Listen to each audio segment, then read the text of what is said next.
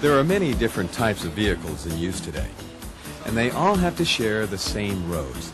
The major problem with sharing the road is seeing the situation in purely human terms.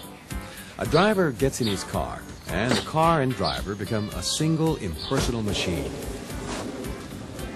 A rider puts on a helmet and protective equipment, and like the car driver, some of his identifiable human characteristics, like his hairstyle or a great smile, begin to fade from view.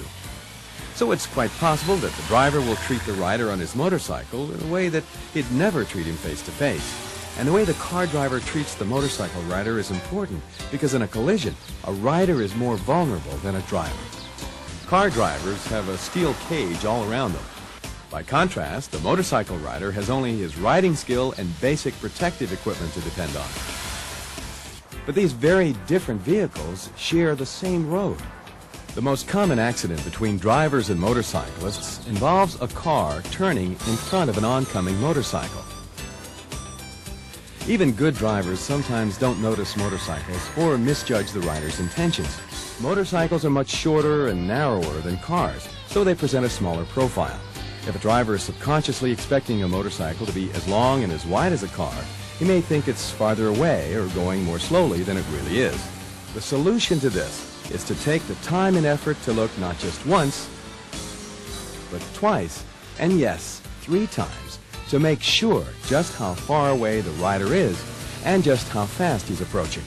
Intersections are the most likely places for a collision for 2 reasons. First, because the car driver may not detect the motorcyclist. Second, if he does see the motorcyclist, the car driver may make a wrong interpretation of what the motorcyclist is doing. It's important for both riders and drivers to communicate their intentions, use your turn signals, and cancel them after a lane change. Why do car drivers sometimes tailgate a motorcyclist? Because a driver can see past a motorcycle easily. He may not consider the bike much of a threat, or realize how close he actually is to it. The car driver may even be concentrating on the vehicle in front of the motorcycle.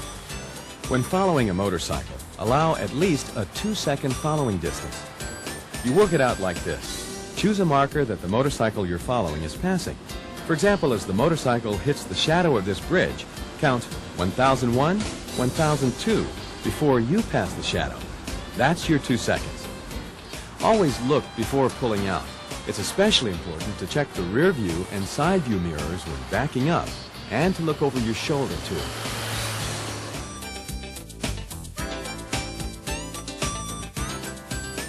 Now that you understand motorcyclists a little better, share the road with them. Treat them like the guy next door.